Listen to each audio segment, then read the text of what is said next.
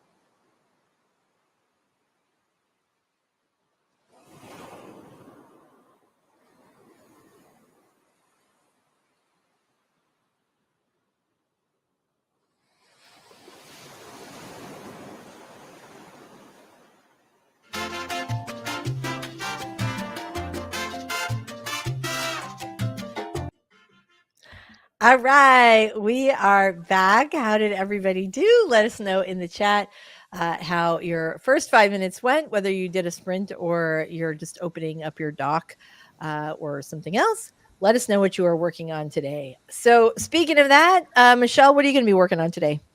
I am still editing pages for my book coach client. Very nice. How about you, Robert? What are you working on today? You say you're writing the last chapters of your Yeah, novel. I've got about 2 chapters left, but one is kind of a long one. Well, we gotta let you get to that because it would be awesome if you finished your book today, wouldn't it? Oh my gosh, what do you think? As I don't know how long your chapters are, or what your pace is. How long is it taking you about to write a chapter? It depends on length. I've finished most of them within a matter of hours to a day going over it, but this one, I've given it a couple of shots and spent an hour or so, but this is new material and there's some problems and Mm-hmm. blocked. Yeah. Well, you let us know if you want to talk that through. Yeah. But maybe this week you finish the book. That would be Yeah, phenomenal. Ooh. that's that's my plan, to just get it finished because it needs to be finished. Very nice, very nice. I am actually working on the course today for my write a self-help book. I wrote write a self-help book, and now I'm working on a course to go along with it. So I'm super excited about that. But it's like one of those things where you're not I'm having a hard time focusing. And the reason is because we have had a surprise baby visitor who is going to stay for the summer at least. And we're not like so we're not set up for baby. And so it's been like really challenging. Like when I wrote my first book, my son used to take these 3-hour naps every day, and I literally wrote my first book during when he would take these naps. But this baby is more like my daughter, who is like, I didn't write for like 5 years. She was in my lap all the time. She was always really busy, wanted to play. She's like, da, da, da, da. So super, super challenging to like figure that whole thing out right now. So how about you guys? We were talking about that earlier. So Michelle, you were saying, I was asking you about how you were doing with your writing being on the road. Yeah. And you said, Well, as far as like how I schedule my days and stuff, I try to front load as much as I can in the morning because that's just when I wake up early and that's when I'm most productive. Some afternoons I get a second wind and I work on my own books. Like if I'm going to work on my own stories, that's when it happens. Others, like yesterday, I take a nap. And I have nothing, absolutely nothing left to give. I don't know. Right now, I feel like I'm in a little bit of a phase where it's taking all of my energy to do the contracted stuff for my clients, and there's nothing left for me. mm-hmm. These periods just kind of happen sometimes, you know. Yeah. They do. They do happen sometimes. And you're like, well, right. You've got to get your client work done first. And yeah, so absolutely. Definitely. How about you, Robert? How's it going for you? Well, like I said, it's been a sketchy week, but kind of similar lately to what Michelle was saying. I mean, the ideal day would be working on some kind of client stuff. And if I don't have client stuff, hit one round in the morning, then have lunch, maybe, some afternoon exercises, and then come back to it. But sometimes coming back to it just hasn't quite had that rhythm. So I think it is just the change of seasons because there's just that I yeah. Yeah, I could see that. When you had said something earlier about when we were talking about like something's going on in the world right now, you're like, oh, there were some big sun flares, and Mhm. who knows? Who knows about that? Like, I mean, we know that that messes up electronics, but I think some of that stuff messes us up too. Yeah. Certainly, people are impacted by tidal effects. Yeah. So, even if it's just like additional pressure on your brain causing people to, behave like different, or maybe it's just that we've been socialized to think crazy shit happens when the moon is full. I don't know what the reason is, but it is there. So who Yeah. knows? Well, we all T carry our own electromagnetic field, so it probably Right. does affect us to some degree, maybe some of us more than others. So, Right. I certainly feel zapped this week and all week, so I can see that. Tina's here with us today. Hi, Tina. Super glad to see you today.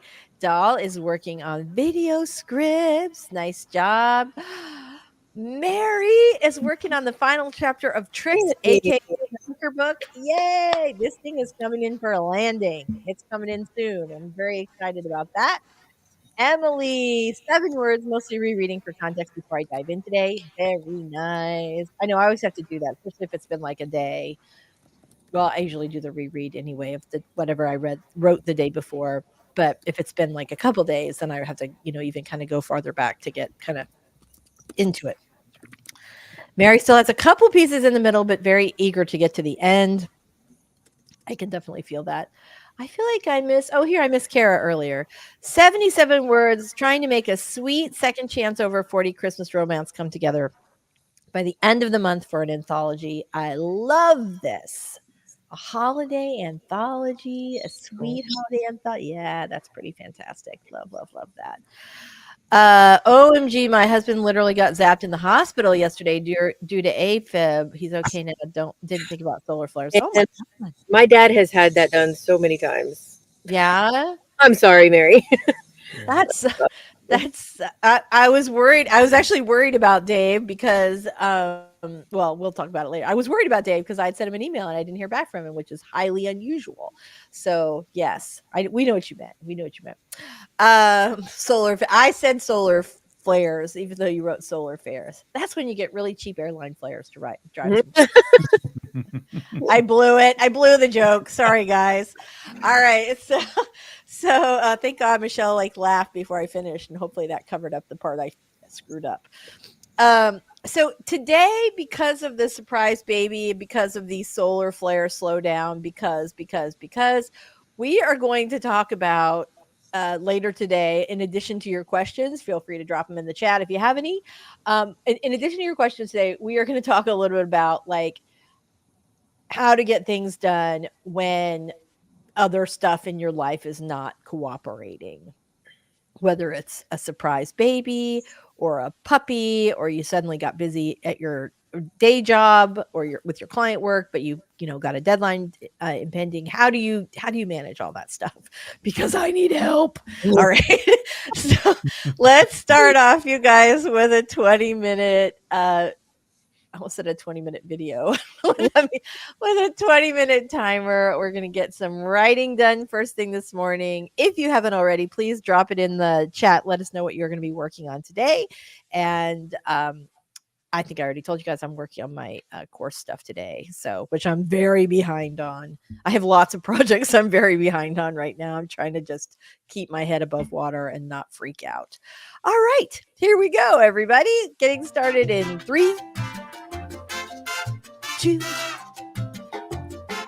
1. Let's cha-cha.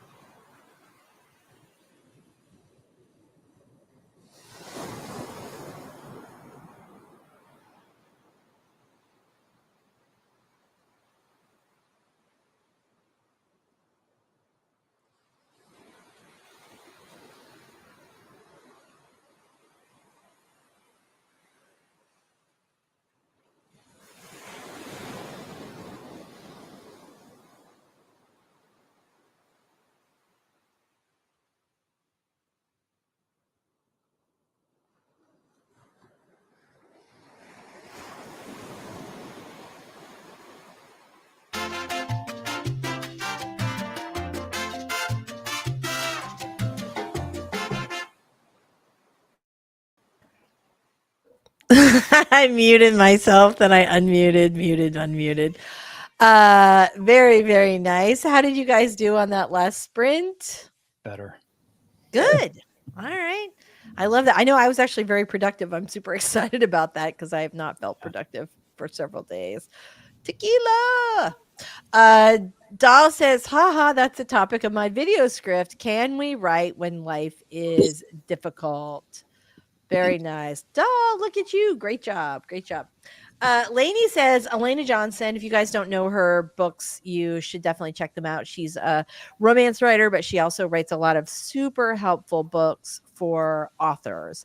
And she is really smart. She makes a ton of money, and you should definitely listen to her. She always talks about writing from her steering wheel desk in 15-minute increments during kid pickup lines, but I just can't shift gears that fast. I Wow. have done that. Like, Yeah. yeah, I have. I used to take my laptop because my kids' school had, like, if you got there like half an hour early, then you were out of the pickup line right away. But if you waited until school got out, you were out of, like, it would take longer. It was actually Mm, better to sit there for, 20 or 30 minutes and get in the main loop. Otherwise, you're just sitting out there doing nothing. mhm. And you could park. And so I would get there early with my little laptop and just tick, tick, tick for a half an hour until, I know, right? Until the kids got in the car. But it's been a while since I did a carpool pickup. I do a lot of times when I'm driving to my daughter's school, there's like a big long drive, and I'll dictate then. But yeah, like 15-minute increments for me every time I shift gears. When we were talking about this, some people, it takes longer to do code switching, which is basically shifting from one task to another.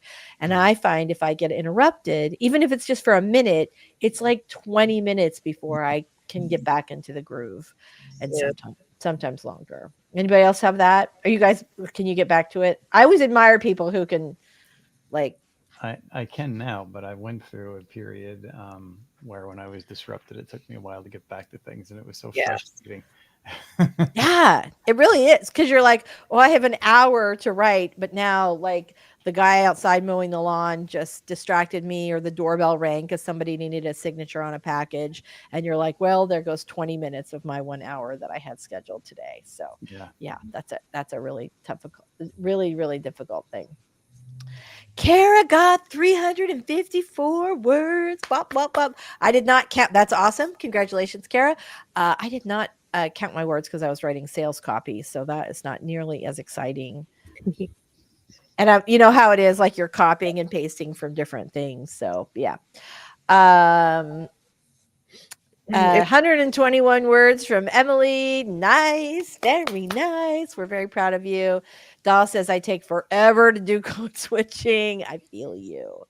Um, and this is one of distraction. the things where I feel like what you're working on and just your head's like sometimes I can do that. Dip into something for 10 minutes and come back out and then dip back in.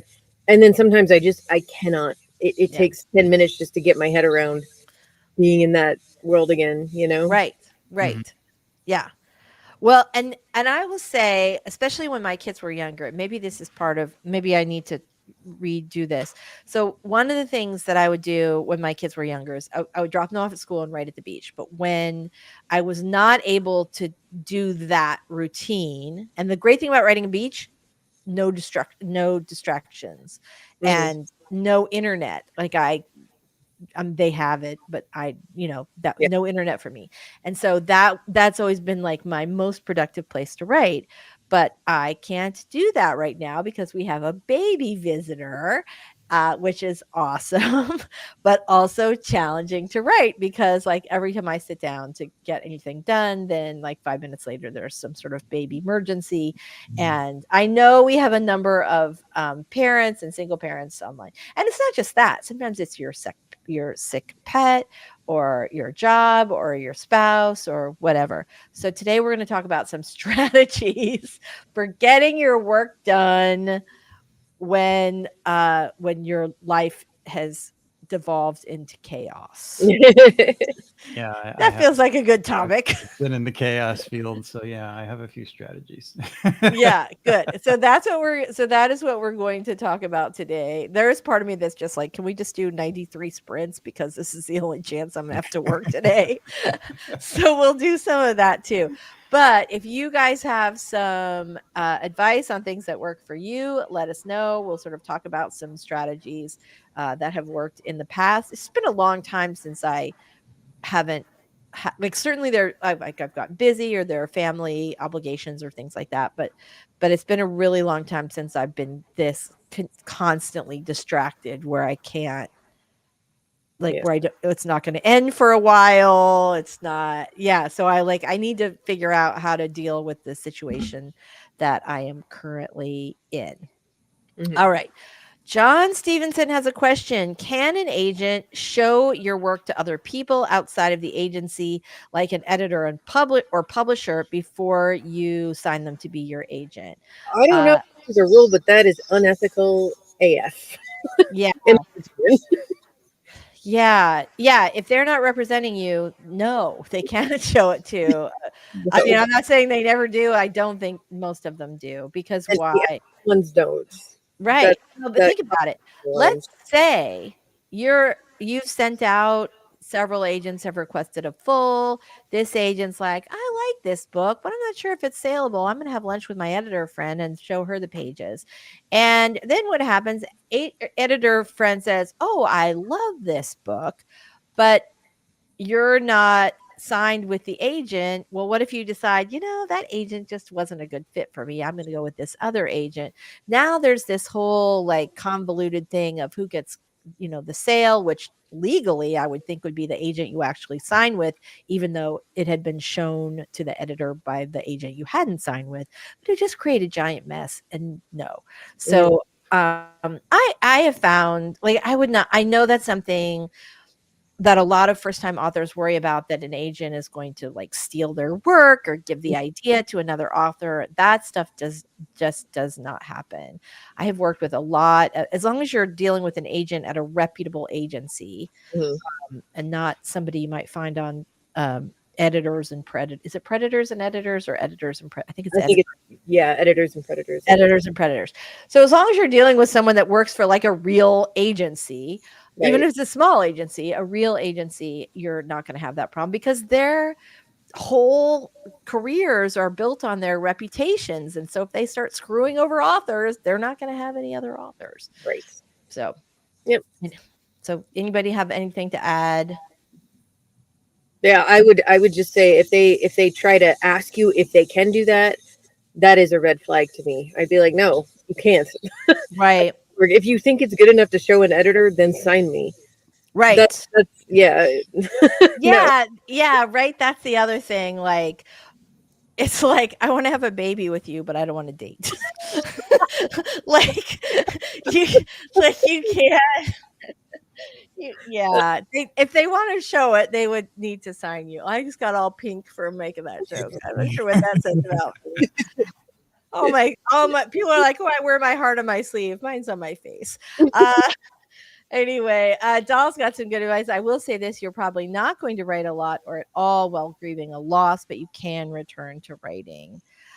Yeah, that's a really good point. A loss is really challenging. I had a super traumatic event that happened to me like, it's been like 10 years ago now, but it screwed up my writing for months. Yeah.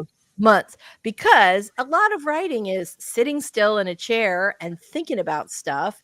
And if Mhm. something big has recently happened to you, that's the thing you're going to think about, not, your meet cute in the donut shop. So, yeah. So it's absolutely true. And sometimes, if you feel like I need to continue progressing my career, you can do other things, but yeah, sometimes it's hard. Mhm. And that's the thing I think a lot of times people don't writers all get this, but people who are outside this, like how challenging it can be when your entire job is dependent on your brain, especially writing comedy. Mhm. Really challenging if like Yeah. things really depressing in your actual real life. Yeah, because parts of your subconscious want to retreat to these little rooms of safety, and you don't realize those parts are vital for your writing, and they're kind of locked away. Yeah. No, that's absolutely the truth. Miss Texas, she says, yes, it's true. It's taken me a couple years to get back to writing after my mother passed away. Plus, we lost 4 dogs around the same time. Oh my God, that's awful. Yeah, it sucks. Yeah. Even if they're old, even if you know it's coming, right? Odie, as you guys know, Odin is like, he's pretty old. He's like kind of limping around. He's got his hair's kind of thinning out. Like he's a grandpa dog now. And yeah, I don't know how he's going to do. He loves that baby, but holy smokes, it's aging him because he's constantly having to get out of the way and run away. Yeah, exactly. It's very sweet, but yeah. Yeah, and I worry about that because we love him so much. We're so attached to him, and we had adopted him. He was not a puppy when we adopted him. And so when you do that, it's great, but you also have less time with the dog. And we adopted him shortly after we had lost our previous Havanese, Zeus. So yeah, it was a heartbreak. It was just a heartbreak. Super, super sad. Maz wants to know, why is it considered unethical to show someone the manuscript? Sorry, a bit late to this. I spent 20 minutes doing chores and just got back.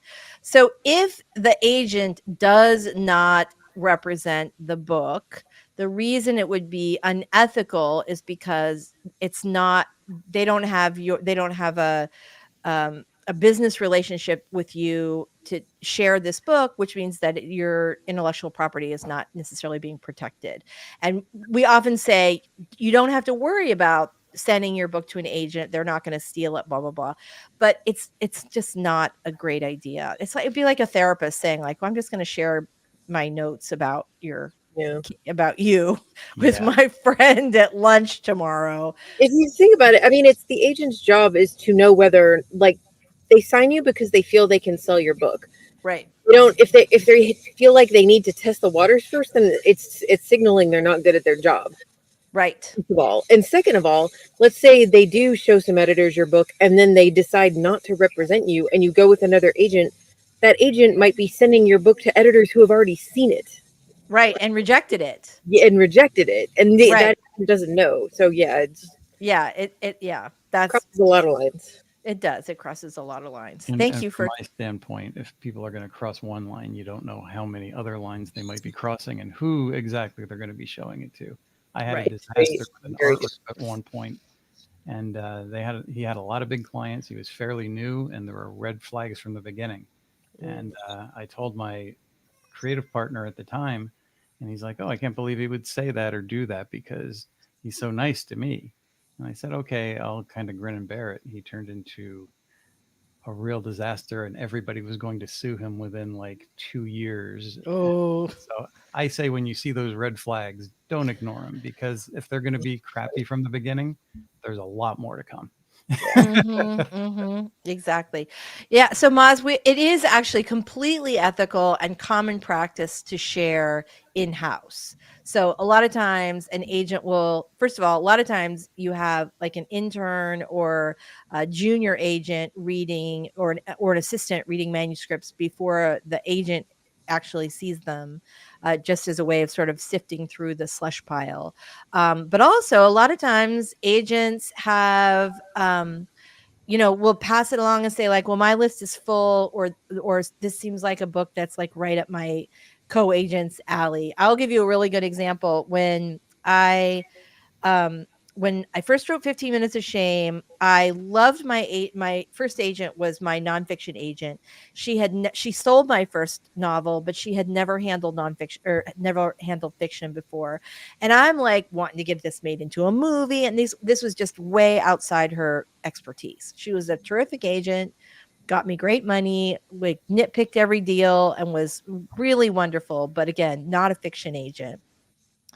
And so when I was shopping for a fiction agent, I reached out to Trident, which is like like the biggest lit agent. Well, probably CAA is now, but at the time was like the biggest lit agency, and it's certainly still one of the biggest. And they have like all these like million seller clients.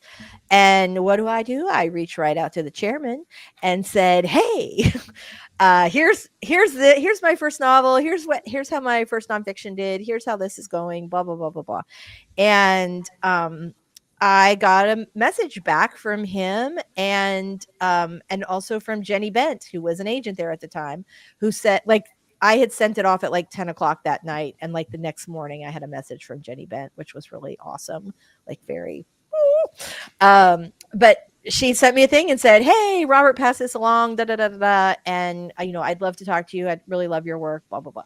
And so that was great. It worked out really well. When one of my agents at Fine Print, my agent Brendan Deneen, left to go to the publisher side, he introduced me to and recommended me to and for Stephanie Evans, who was the president of the agency at the time, and so that worked out really well. So in-house, super common and could definitely benefit you. But out of house, not so much. All right. John says I'm approaching the point, so I guess I'll find out myself. Did the query tracker forms auto reject after 6 months? I ask because I have other projects I can query and you don't double submit. Does anybody know? I'm actually not super. Yeah, I don't. Yeah. I have to say, I do not know the answer to that question. If anybody else does, please jump in. But I have not, I haven't used Query Tracker. Like I'm familiar with it. I've certainly like dug around in there, but I've never had cause to use it. So, yeah, 6 weeks. I would think that it would not just kick you off at 6 weeks, but because a lot of times it's 6 weeks before they even say like that they want a full.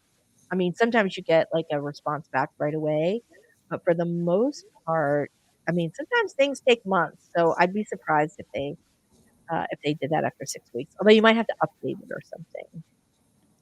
Although I can, let's see, 15 minutes of shame. That's a great. Oh, well, thank you. Um, Although I can beat that, less than 5 seconds for me. I'm not quite sure what that was. Sorry.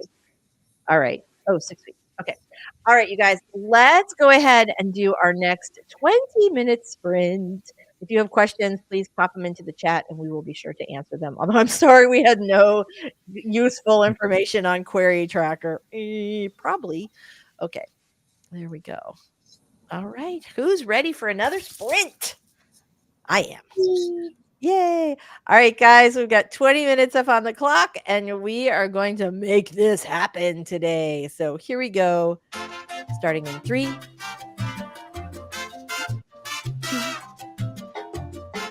1. Let's write.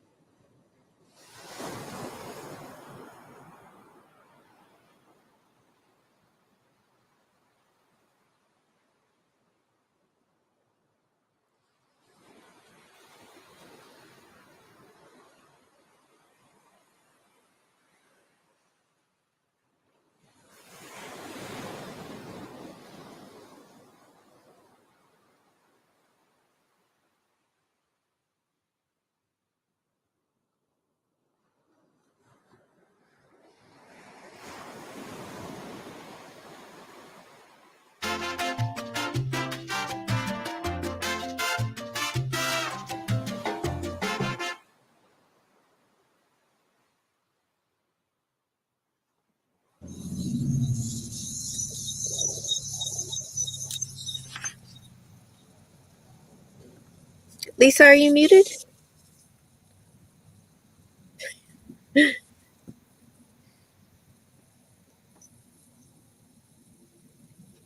Hello, Future Bestsellers. We are so excited to be writing with you guys here today. I'm feeling very motivated today. Strange. How are you guys feeling? Same. Yeah. Yeah, I'm geared up. Sorry guys, I think we're having some technical difficulties. I went for, I had a coaching client this morning at I don't 9, and know, but then I live stream is playing from the finished beginning. with that, and then we Yeah. started prepping for the stream. And but I also like It's like crowbarred in a walk flashbacking to things. really quick, and it's like really windy outside today, like almost like hurricane weather, but not Yeah, like dangerous, but like the pre-hurricane weather, which Mhm. I weirdly love. I don't know why I like that, like super windy. I'm a nerd. Anyway, so I went for this like power, like 15-minute like power walk to like hurry up and so now I'm like super energized and ready to roll. So yay! So before we get any further, let's go ahead and do our introductions. I'm going to start with you first today, Robert. Tell us a little about you and your awesome channel. Himself again. Okay, well, my awesome channel is The Story Detective, and it's where I take various forms of storytelling and put it under a Sherlockian microscope and break down the craft to make the viewer's journey easier. And that's based on my time working at Marvel and various other places. Oh my God, I think I found it. Yeah. You guys, the window like completely disappeared. I could hear it. I couldn't find it. It was like a nightmare, and apparently started replaying one of our previous sprints where we're wearing completely different clothes. Oh my God. And I could hear everybody. I'm like, keep talking. I can't do this, which I'm sure looked really great. So yeah. I got like really deep into again with this Mac thing. If anybody knows how to turn this feature off, please let me know. Sure. What is it doing? Okay, so what happens is now my Mac's about a year old, but when I got this MacBook, and I still have not, I love the MacBook. I hate this feature. So what it does is that, let's say I have StreamYard window open, but now I'm going over to a different window. It like whisks it away and puts it in the sidebar. I know But what you're talking about. I freaking hate it because Yeah. what happened? Yeah, right. And I try to, you can drag the windows, but sometimes it accidentally gets into the sidebar. You can't find it. And I always have 800 windows open anyway. Yeah. So, yeah. But like anytime, like I think what I'd done is like try and grab a picture off the Finder. And so that put it up on the sidebar, and then yeah. So, and then I can hear you guys, but I can't find the window. And I'm like going through my 800 windows. I apologize. Hey. And I'm muted. And then I can also hear like, oh, the stream is happening. Like it's just gone on to the next video. So everybody's laughing. This is trippy action replay. Yes, right? Yes, yes, yes, yes, yes. Okay. Let's go back to our questions before that. Okay, so Daisy had an answer to John about a query tracker. She says they don't auto reject. You can set it to CNR, but I think it's not pulled from Query Manager. John says I'm into forms like the one where you put in all the boxes. If they say if you don't hear back for 4 to 6 weeks, it's a rejection, but the query form is still open for them with no response. I'm sorry, but I know like sometimes it takes my agent who loves me and who's been with me for a long time, 4 weeks to get through. Like if she's really buried, it can take a long, unless I'm like, this is an emergency. You know what I mean? Like it's not, obviously if I was on deadline, she'd push it up to the top of the pile. But yeah, but anyway, so I think 4 to 6 weeks is not necessarily, sometimes it just takes them longer. You can't query them again until the form clears.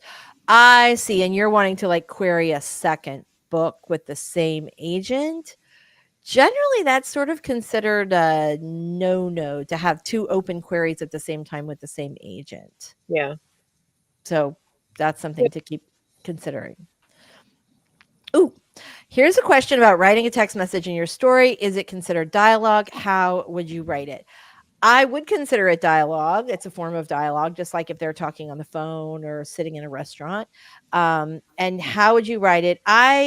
You will just usually, like in my manuscript itself, I will just format it in all caps or do some other thing, so that they so that like the formatter would know what that it's supposed to be a text message. But even if you're like formatting in Atticus, and my guess is that Vellum also has something similar. If you're formatting it, or if a publisher's formatting it, they'll format it to actually look like little text messages. Atticus has that feature now, because Hmm. I had well, because that's how a lot of us communicate. So if you're writing contemporary anything, it's really common for people to communicate via text. So it's not a no-no, it's definitely dialogue. And whether you're publishing indie or traditionally, there's a way to handle that in the formatting of the book. Dun, dun, dun. I think after 6-week mark, you can count it as a no, since they may not just reply to anyone unless it's a request.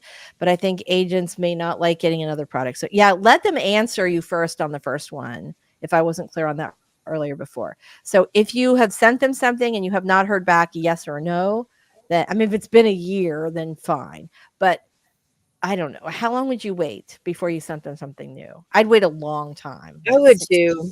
like 6 months or something. I think the reason, I don't know, I'm totally talking out of my ass here, so this is just what I would guess, but like most people don't have 2 or more very revised, clean manuscripts ready to go. The Right. impression is that it's more like, oh, you don't like that idea? How about this one? And then if they say sure, they're going to get a not very polished book. Right. Right.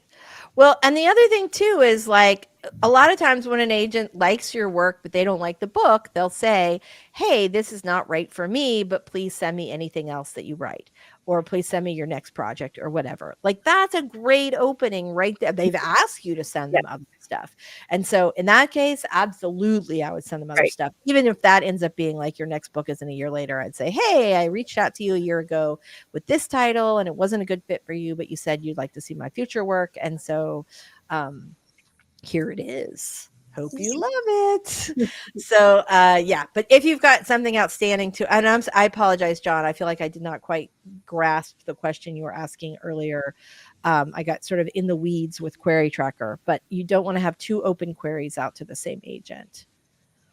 Dahl says for text messages and stories, you can add the name of the characters who are texting and then a colon, and the text message will also be formatted a bit different from usual dialogue. Your formatter knows. There you go. Oh, we've got an example. Character A, hi B, how are you? Character B, hi A, not well. How about you? All right, there we go.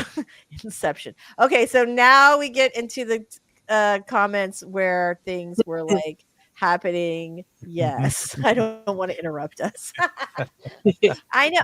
We should look at StreamYard. There's probably a way to have you guys be co-hosts instead of guests. Like since there's a way for you to simulcast it on your channel, there must be a co-host function. We'll look at that just in case this happens again. That perhaps I should be making you. Kara, keeping us on track. 348 words. Yay! That's awesome. I'm super proud. Devin is loving the disaster. Love that stage manager. Okay, there's something to that. Yes, if only I could have gotten over to StreamYard. That was my thing, is I could hear us, but I could not find the window that had StreamYard in it. All right.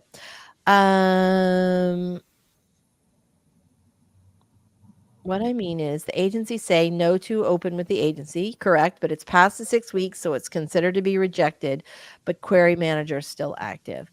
I would ask Daisy about that because I think she knew more about Query Tracker than the rest of us. Awesome. Awesome. Da, da. I see. Is there a way to manually close it? Yeah, that'd Good be question. Fair yeah. point. Right. Ramona says, is it even possible for a contemporary story not to have a text message exchange? I think it would be it's hard because again, that's how we all communicate.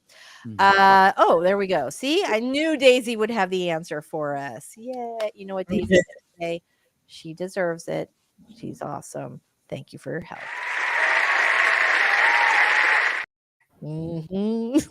All right, everybody, let's go ahead and get rolling on our next sprint. If you have we have one sprint left. This will be our final one.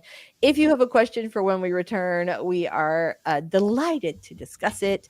And this is kind of funny. I have so many on my note. True.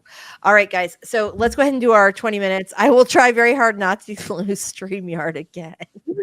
I just have my windows of StreamYard and what I'm working on open. So how it all got to be this like I cannot tell you. I cannot explain it. I can't guarantee it won't happen again, but hopefully it won't. And someday we'll use this as a trivia question, so be sure to write that down. Okay, here we go. Let's go back to our 20-minute sprint. There we go. We got 20 minutes on the clock. I'll try very hard not to screw this up on the way back this time, but I can't make any guarantees, as you know. All right, everybody, here we go. Starting in 3, 2, 1. Make it count. This is our last sprint.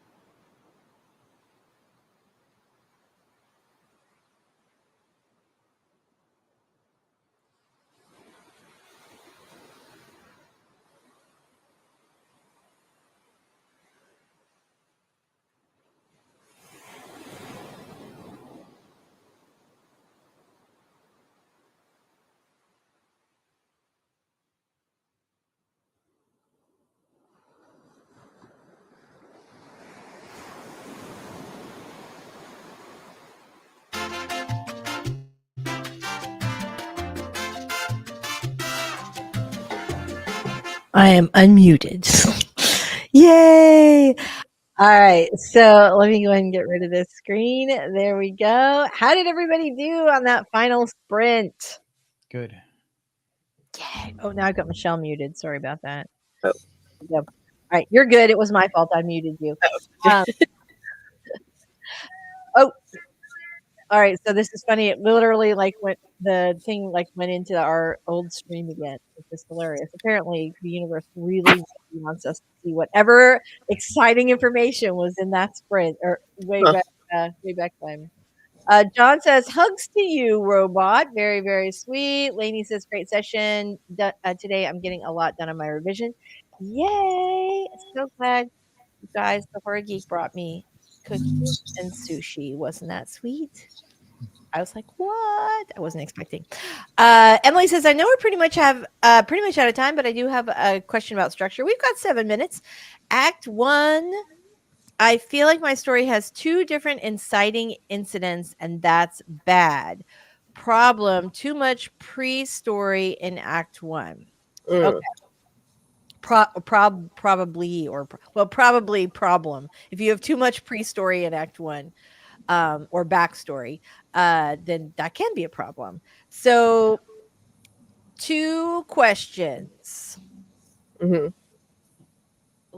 So what are your 2 what are your 2 different, and there can really only be one inciting event. That's the thing that takes your character out of the situation that they're currently in. They're coasting along. Oh, I'll give you an example. Hi, I'm Lisa Daly. I'm an author and I'm just going along my business. And then someone dropped a baby in my lap. So that would be the inciting incident, because now my life has changed. I cannot go back to what was happening before, right? Yep. So, yeah. So let's think about your character. What is the thing that happens that changes life as we know it? I love Star Wars as an example here because it's sort of obvious, but there are lots and lots of inciting event examples. So can you think of, in your story, between those 2 different inciting events, what's the thing that happens that makes it so your character cannot go back to the way things were? Because that's really going to be your sort of true inciting event. Anybody else have wisdom of the crowd here? Michelle, Robert, weigh in, please. That's the big inciting event near the end of the first quarter, and that is that moment of no turning back. Mm-hmm. Technically, anything that happens to your main character is, or could be, an inciting incident. And people mix things up, I think, a lot with where it should go, what it should be about. But yes, as Lisa said, it's that moment of no turning back where their life crosses that threshold into something that they just can't return to. They don't have a choice. Right. Michelle, you want to wait? I'm going to pull up a video because I did one about basically 3-act structure, which I think sort of breaks this down in a way that is pretty easy to understand.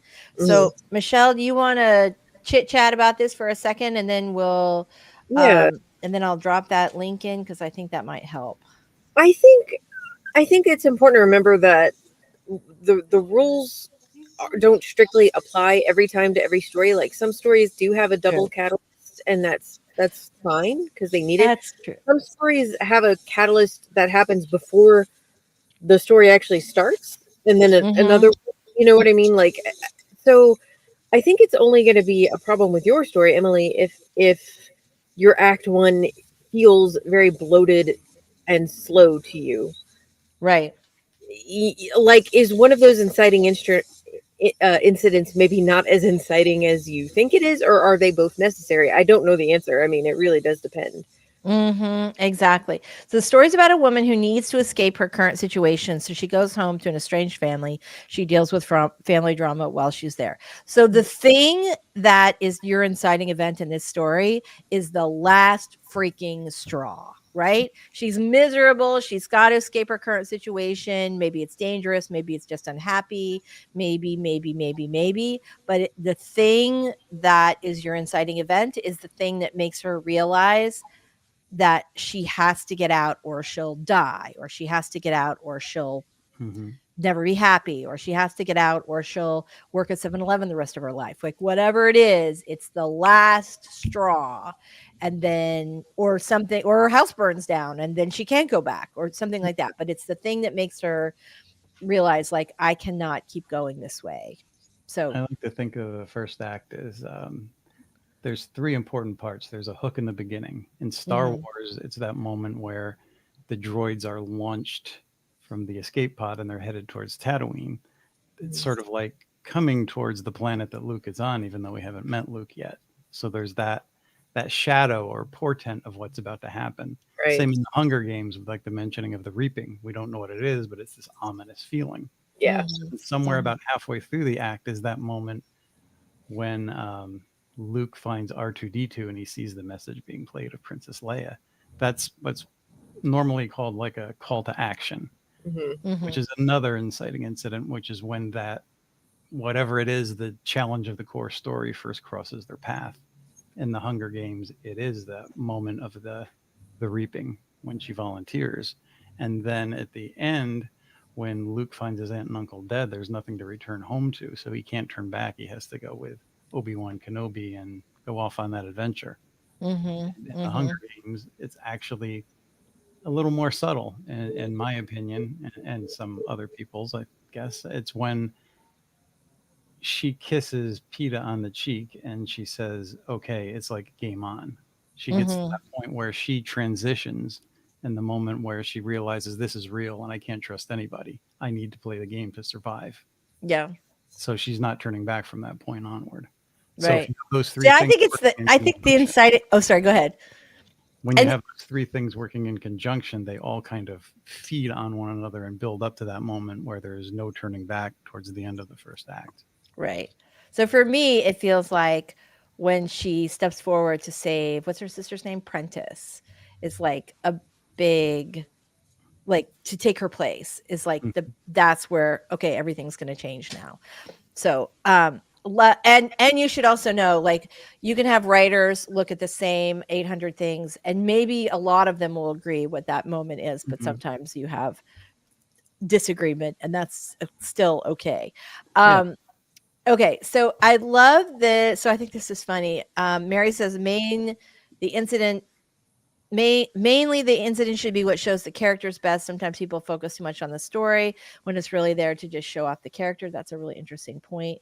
Um, I also want to talk about when you said, like, you feel like you have too much pre-story. So we have, especially when you're just starting out, we often have like a desire to sort of explain to the reader everything that's happening so they'll know what's going on. But it's okay to leave a little mystery, to just drop them in. Media res is like my favorite way to tell a story, because basically you're just dropping the reader in the middle of the action, and they're sort of everybody's sort of catching up to what's happening together. And it can make it really quite a page turner for the reader. If the reader does not need to know that information right now, you can always feed that in a little bit later as they do need to know it. And the reason for that is, especially at the beginning of the book, man, you want to keep those pages turning quick, quick, quick, quick, quick. You want to get your reader sucked in right away. And if you have too much backstory, kind of weighing things down, they can't quite figure out what's important yet, then they're either not going to finish or they're just not going to get engaged with the story. So you have very limited time in the beginning. So only provide the information that the reader is going to need to kind of get a concept of what's happening in the story. You don't need to give them the whole history. You can give them the history later. You can sort of explain it all along, but you don't need to. They don't need to know everything about the world when they, when they first meet it, come in Yeah. contact with it. You know what I'm trying to say? I also Blah blah blah. I did a three-part video series at one point too that broke down the first act of Star Wars, The Hunger Games, and Harry Potter, and those transitional frequent Mhm. things I was talking about. Mhm. George Lucas said the inciting incident was that moment with R2D2 in Star Wars, and it is an inciting incident, but Luke wasn't committed yet, and I think that's the important part. Your main Yeah. character has to commit to not turning back, otherwise it's not Right. the moment where there's no turning back. Right. Well, and for him, like, his home planet right? Yeah. You can't go back then. So yeah, Indiana Jones, he's in a cave. Why? That's what gets us to watch or read, right? That's the thing. I love to like my first book. I had my first novel, not my first book, but my first novel, 15 Minutes of Shame, opens with a character squatting behind a dumpster at a gas station, spying on her husband. Do we know everything about her life and how she came to be behind the dumpster? No, we do not. But do we want to know? If you saw someone squatting, like someone who looked like a person you would not normally see squatting behind a dumpster, you might, slow your roll a little bit through the gas station and check it out and see what was happening. So there you go. Mm-hmm. I get that. It makes sense. I also need to give her a reason to go home. She doesn't think of home as a safe place. So there needs to be a compelling reason to go there, right? Of course. So if if the situation at her home, not her like family home, but at her current home is so bad that you would go into a situation is going to be awful, right? Yeah. It has to be bad. But Yeah. that's okay. The I more think we what you're torture our saying characters, works. the more we love them. I think what you're saying works there in terms of, her reluctance to go home, because the main character is always reluctant to take that big Oh life-changing yeah. challenge, as we usually are, and then you give him a compelling reason to, do just that. Mm-hmm. Mm-hmm. Ooh, Miss Texas G says, how about a piece of mail from some lawyer's office that connects them? Yep, you can do that. That's interesting. You can have an action scene where you have to pepper it with some backstory so they can understand the scene.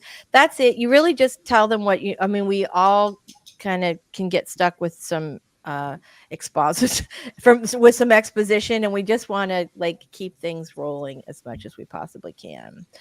That makes sense too. I've got approximately 20,000 words before she actually gets home. That's too much, right? That feels like a little bit too much to me. I guess it depends on the specific, to me, this feels like contemporary, maybe thriller, mystery, something. I mean, it could be romance. I haven't gotten that far, but it feels contemporary. So yeah, 20K before that does feel like a little bit too much to me. What about you guys? Yeah, most likely. Michelle? I feel like I don't know what the total word count of her book that's is. what I'm saying, right? Like a It's hard to percentage. tell. Yeah, it does feel like, it feels like the time my agent said, "Hey, this is supposed to be a romantic comedy and we don't even meet the guy for 70 pages." What the hell? So, yeah, Yeah. 20K feels like a lot to me to get into the thing. Oh, look at this. Doll says, for craft and story structure, I fully recommend Robert's channel. Thank you, Doll. Robert I is appreciate that. he's quite the craftsman. I highly recommend him myself. Um, what's the scene? 15 inches of I don't know what that means, but it sounds smutty. All right, there we go. You guys, it's 105, so it's time for us to head out, but we will definitely see you next week. And I feel like there was a private chat that I missed. Oh, there we go. So you guys are awesome. Let's quickly say goodbye because we've kept Michelle past her time. So you get to go first, Michelle. All right. I'm Michelle Schusterman. I write middle grade young adult novels. My channel is writing workshops, traditional publishing chat, and writing blogs. Thank Thank you. you, as always, for being here and sharing your wisdom with all of us. Robert, tell us a little about you and your awesome channel. On that channel, you can find that storycraft broken down when I put it under a Sherlockian microscope, and hopefully deliver some good clues to craft to make your journey easier. Very nice. If you want to see that Sherlockian microscope, you should Yes. definitely check out Robert's photo on his Facebook page, which I just meandered upon this morning. It's very Sherlockian. And I was like, I don't know how long this has been up here, but I totally freaking love it. Yep. Speaking of freaking love, I'm Lisa Daly and I write contemporary romance, romantic comedies, and nonfiction advice. Thanks so much for being here, you guys. We will see you next Wednesday. You're awesome and keep on writing. Keep those keyboards clacking, people.